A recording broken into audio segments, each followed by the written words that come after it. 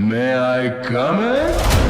तो अगर मैं तुमसे पूछूं कि जब तुम क्लास में या किसी फंक्शन में एंटर करते हो तो लोग सबसे पहले तुम्हारी किस चीज को नोटिस करते हैं, तो शायद तुम सोचो फेस, कपड़े या शूज। लेकिन अगर मुझसे पूछो तो मैं कहूंगा वो होती है तुम्हारी वॉकिंग स्टाइल। हाँ, हो सकता है कि लोग तुम्हारे फेस, कपड़े या शूज भी नोटिस कर लें, लेकिन जो सबसे ज्यादा इम्पैक्टफुल चीज होती है वो है तुम्हारे चलने का तरीका, कि तुम कैसे चलते हो। और तुम्हें ये सुनकर हैरानी होगी कि 90% लोग गलत तरीके से चलते हैं, स्पेशली इंडिया में। और अगर तुम्हें इसका प्रूफ चाहिए तो एक काम करो, घर से बाहर निकलो और कहीं भी, चाहे वो बस स्टॉप, पार्क या स्कूल के बाहर खड़े हो जाओ, फिर एक एक करके लोगों की वॉक ऑब्जर्व करो। और ट्रस्ट मी, तुमसे हंसी नहीं रुकेगी कि इंडिया में लोग किस किस तरह चलते हैं। बट लिसन, ये जोक नहीं है, ये एक सीरियस रियलिटी है। तुम्हारी वॉक, तुम्हारा एंट्री, तुम्हारा पहला इंप्रेशन होता है, तो इसे फिक्स करना सबसे ज्यादा इंपॉर्टेंट है। और मैं ये वीडियो ऐसे ही नहीं बना रहा, इस वीडियो से पहले मैंने खुद अपने आसपास के लोगों की वॉक को ऑब्जर्व किया, एनालाइज किया। और सिर्फ ऑब्जर्वेशन नहीं, मैंने इस टॉपिक पे 10 से भी ज्यादा वीडियोस देखे, रिसर्च किया, ताकि मैं तुम्हारे लिए सुपर यूजफुल, नो बकवास, नो बुलशिट वीडियो ला सकूं। और इस वीडियो में तुम जानोगे कि कितने टाइप्स की वॉक होती हैं और लोग चलते वक्त क्या क्या गलतियां करते हैं जो तुम्हें बिल्कुल भी नहीं करनी है, चलने का सही तरीका क्या है, और सबसे इंपॉर्टेंट लास्ट में मैं तुम्हें बताऊंगा कि एक लीडर और मॉडल कैसे वॉक करता है। So let's begin. ये इंडिया है और यहाँ हर गली, हर सिटी में तुम्हें अलग अलग कैरेक्टर्स मिलेंगे। तुम किस गली से आते हो ये मैटर नहीं करता, लेकिन तुम उस गली से कैसे चलते हो या कैसे गुजरते हो ये तुम्हारा लेवल जरूर डिफाइन करता है। और हर इंसान की एक अलग चाल होती है, किसी की वॉक कॉन्फिडेंट होती है, किसी की वॉक एटीट्यूड से भरी होती है, तो किसी को देखकर लगता है जैसे अभी हॉस्पिटल से आ रहा हो, तो किसी की वॉक देखकर लगता है कि जिम से आ रहे हैं। लेकिन एक बात याद रखना, वॉक भी एक पर्सनालिटी ट्रेट होती है, और जैसे पर्सनालिटी के टाइप्स होते हैं वैसे ही वॉक के भी टाइप्स होते हैं। अब अगर तुम सोच रहे हो कि कौन से टाइप्स, तो रुक जाओ, हम उस पार्ट में पहुंचेंगे। लेकिन सबसे ज्यादा जो फेमस वॉक है वो दो नाम तुमने जरूर सुने होंगे। पहला है रैंप वॉक, जो मोस्टली मेल मॉडल्स करते हैं। दूसरा है कैट वॉक, जो फीमेल मॉडल्स का सिग्नेचर स्टाइल होता है। इन दोनों को हम वीडियो के एंड में डिटेल्स में डिस्कस करेंगे विथ एग्जाम्पल्स। बट उससे पहले जानते हैं कि लोग चलते वक्त क्या क्या मिस्टेक्स करते हैं जो तुम्हें बिल्कुल नहीं करनी है, खासकर आखिरी के दो mistakes. Mistake number 1, Charlie Chaplin walk. Okay, तो मैं जब अपने आसपास के लोगों की वॉक को ऑब्जर्व कर रहा था तो मैंने जो सबसे ज्यादा कॉमन मिस्टेक देखी वो ये थी।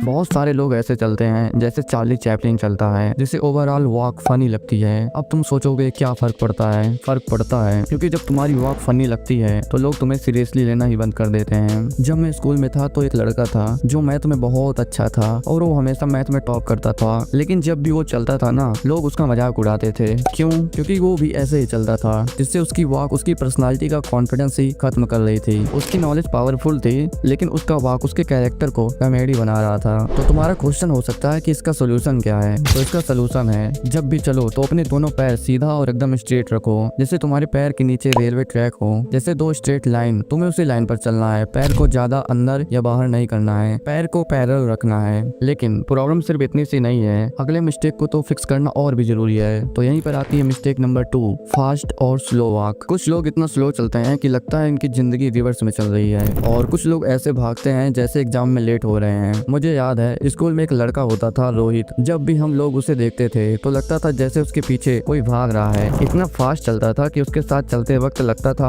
रेस लगाई हुई है, मतलब बहुत तेज चलता था भाई। और उसी स्कूल में दूसरा था आकाश, और भाई साहब जब वो चलता था ना तो लगता था जैसे जिंदगी को उससे कोई मतलब ही नहीं है, जैसे हर चीज उसके लिए बोझ बन गई हो। और तुमने भी ऐसे लोगों को अपने आसपास जरूर देखा होगा। और जब तुम फास्ट चलते हो तो तुम्हारी बॉडी लैंग्वेज बोलती है मैं नर्वस हूँ, मुझे जल्दी है, मुझे यहाँ से निकलना है। और जब तुम स्लो चलते हो तो लगता है तुम्हें खुद में कॉन्फिडेंस ही नहीं है, लोगों को लगता है तुम बोर हो, थके हो या डिप्रेस्ड हो। तो इसका सोल्यूशन क्या है? तो इसका सोल्यूशन है कि ना तो हमें बहुत तेज चलना है जैसे ट्रेन छूट रही हो, और ना ही इतना धीरे चलना है कि लगे जिंदगी रुक गई हो। हमें वॉक लाइक अ मैन की तरह चलना है जो अपने विजन पे क्लियर है, ना जल्दी ना धीरे, बस इम्पैक्ट के साथ। ओके, तुमने ये तो जान लिया कि हमें ना ज्यादा तेज चलना है ना ज्यादा फास्ट, लेकिन अगली मिस्टेक को जाना बहुत इंपॉर्टेंट है जो तुम्हें कोई नहीं बताएगा। तो यहीं पर आती है mistake number 3 walk behind the group. तुम्हें तो पता ही है मैं बचपन से बहुत शाय और इंट्रोवर्ट रहा हूँ, जो टीचर से सवाल नहीं पूछ पाता था। और जब स्कूल में सब दोस्ती करते थे मैं बस चुपचाप अपने बैग के जिप ऊपर नीचे करता रहता था।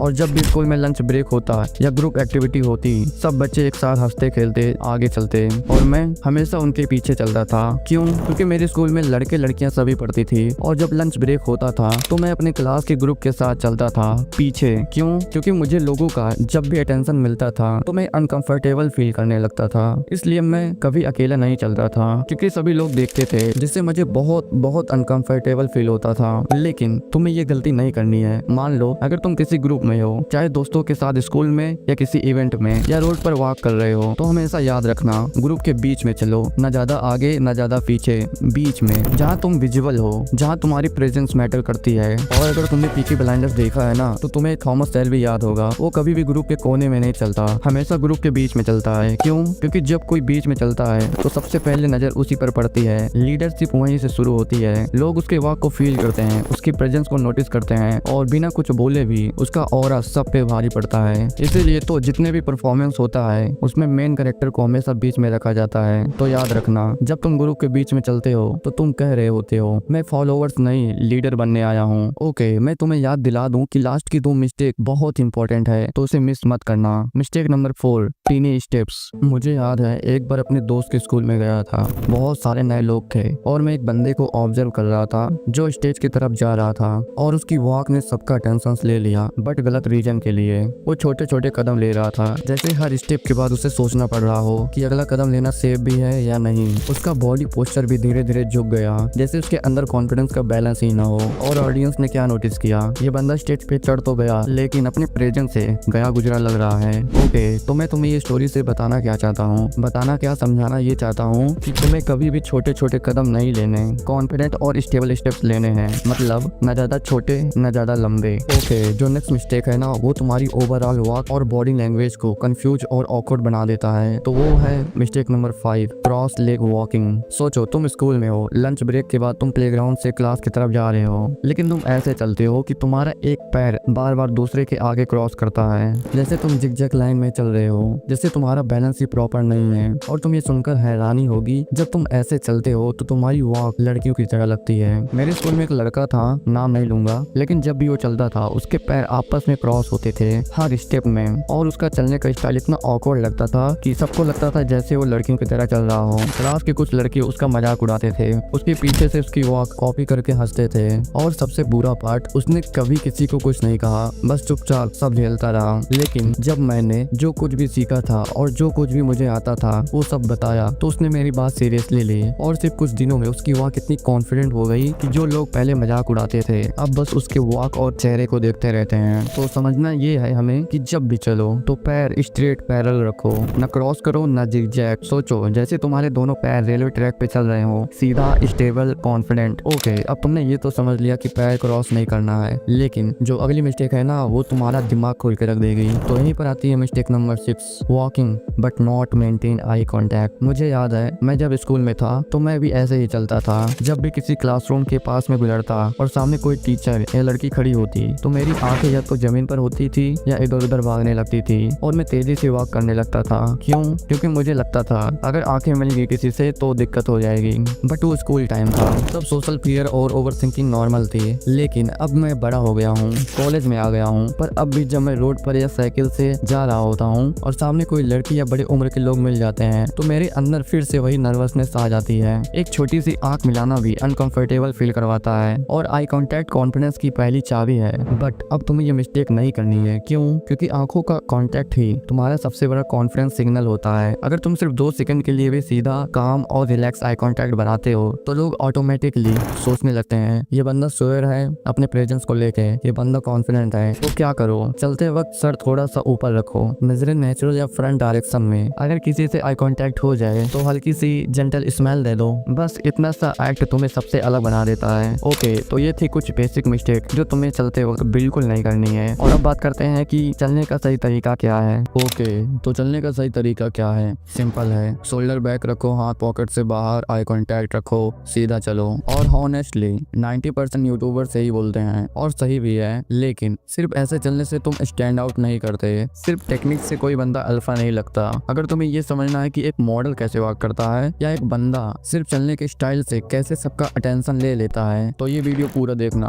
बिकॉज बात सिर्फ चलने की नहीं है, बात है प्रेजेंस की, कमांड की, एनर्जी की। ओके, जैसे मैंने तुम्हें बताया था, वॉक के टाइप्स बहुत सारे होते हैं, लेकिन मेनली सिर्फ 2 चीजें याद रखनी है। पहला है रैंप वॉक, दूसरा है कैट वॉक। रैंप वॉक जिसे तुमने फैशन शो में देखा होगा, ये होता है मेल मॉडल्स का वॉक, और दूसरी तरफ कैट वॉक, ये होता है फीमेल मॉडल्स का वॉक, जहाँ लड़कियां अपने पैर क्रॉस करके चलती हैं और उनकी हिप्स मूव करती हैं जैसे एक कैट चलती है। अब अगर तुम्हें एक मॉडल की तरह वॉक करना है तो तुम्हें ये 2 चीजें जरूर समझनी होगी। क्या चीजें? पहले चीज, अगर तुमने किसी मॉडल या सेलिब्रिटी की वॉक को नोटिस किया होगा तो वो जब भी चलते हैं तो अपना पहला कदम हील से रखते हैं, कुछ इस तरह।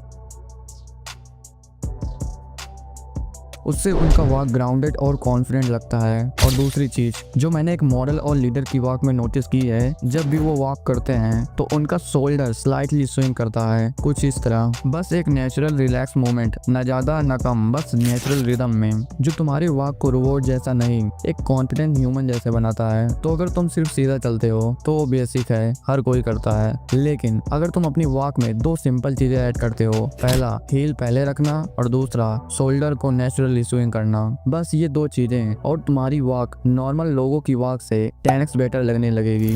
बस यही था चलने का सीक्रेट, सिंपल लेकिन पावरफुल। अब तुम्हारी वॉक बेसिक से अलग, कॉन्फिडेंट और मॉडल वाली लगने वाली है। ओके, अब तुमने चलने का सही तरीका और एक मॉडल कैसे वॉक करता है ये तो जान लिया, लेकिन बैठने का सही तरीका क्या है, खड़े होने का सही तरीका क्या है? अगर तुम्हें ये भी जानना है तो इस वीडियो पे क्लिक करो और जान लो।